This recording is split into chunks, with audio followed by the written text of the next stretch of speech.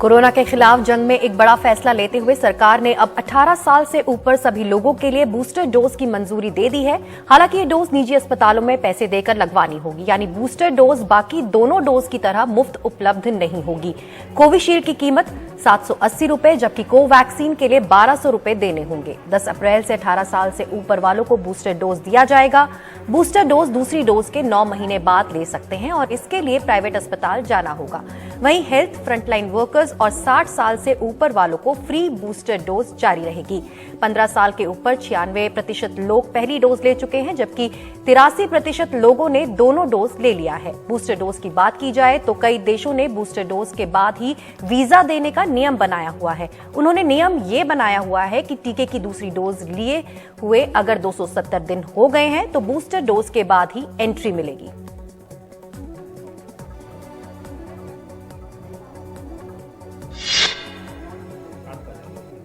जम्मू कश्मीर के राज्यपाल रहे सत्यपाल मलिक के रिश्वत की पेशकश वाले आरोपों की अब सीबीआई जांच होगी। सत्यपाल मलिक ने आरोप लगाया था कि जब वो जम्मू कश्मीर के राज्यपाल थे तब संघ और बड़े औद्योगिक घराने की फाइलें क्लियर करने के बदले 300 करोड़ रुपए का ऑफर दिया गया था। हालांकि उन्होंने पैसे लेने से इनकार कर दिया था और डील को रद्द कर दिया गया था। कहा यह भी जा रहा है कि सत्यपाल मलिक की भूमिका की भी जांच हो सकती है। एनडीटीवी इंडिया से बात करते हुए सत्यपाल मलिक ने कहा है कि वो किसी भी जांच के लिए तैयार है। उन्होंने कहा है कि जब कीचड़ में पत्थर मारा जाता है तो कीचड़ दूसरों पर भी उछलता है। सत्यपाल मलिक ने कहा है कि मैं 5 कुर्ते पैजामे के साथ कश्मीर गया था और वैसे ही वापस हो गया। उन्होंने ये भी कहा कि मैं किसी से नहीं डरता, किसानों की आवाज उठाता रहूंगा। सत्यपाल मलिक का कहना है कि मैंने उस वक्त प्रधानमंत्री मोदी को बताया था कि 300 करोड़ की रिश्वतखोरी हुई है और मैंने दोनों डील रद्द कर दी हैं।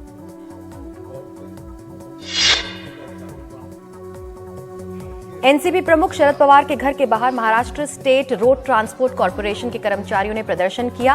उन्होंने शरद पवार के खिलाफ नारेबाजी की और उनकी बेटी और एनसीपी नेता सुप्रिया सुले को घेरने की कोशिश भी की। उन्होंने शरद पवार के घर की दिशा में चप्पल भी फेंके।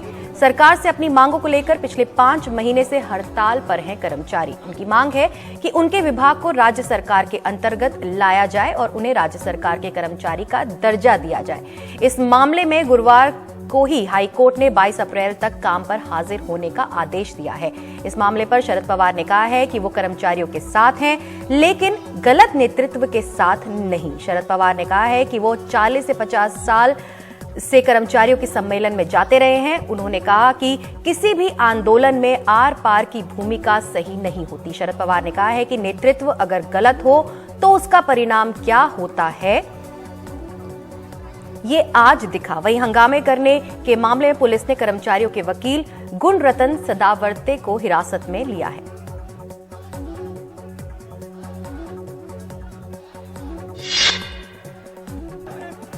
एमनेस्टी इंडिया इंटरनेशनल के पूर्व प्रमुख आकार पटेल को विशेष सीबीआई कोर्ट से झटका लगा है। एक दिन बाद ही सीएमएम के फैसले पर रोक लगा दी गई है।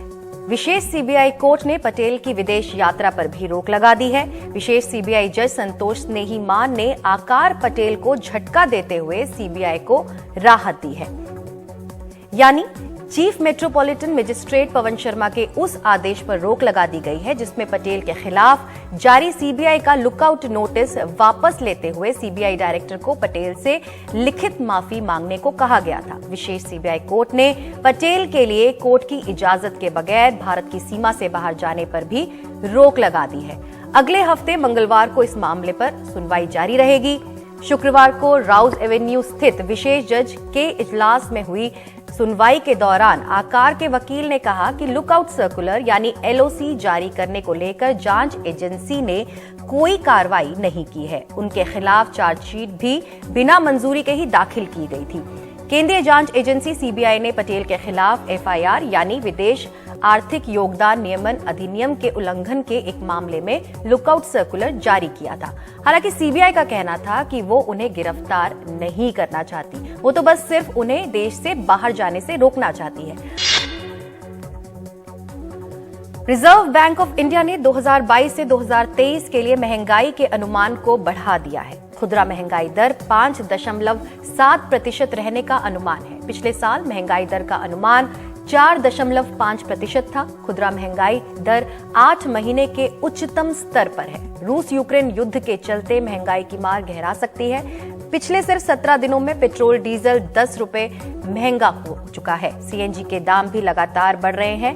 हालत यह है कि टैक्सी ऑटो वालों को परेशानियों का सामना करना पड़ रहा है और वो सरकार से सब्सिडी की मांग कर रहे हैं। ईंधन के दाम बढ़ने से ट्रांसपोर्टेशन भी महंगा हुआ है।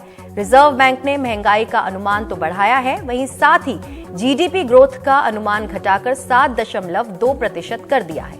रिजर्व बैंक ने रेपो रेट में लगातार 11वीं बार कोई बदलाव नहीं किया है। Reserve bank governor Shaktikanta Das ने कहा है कि अर्थव्यवस्था के संरक्षण के लिए रिजर्व बैंक सभी उपलब्ध साधनों का इस्तेमाल करेगा।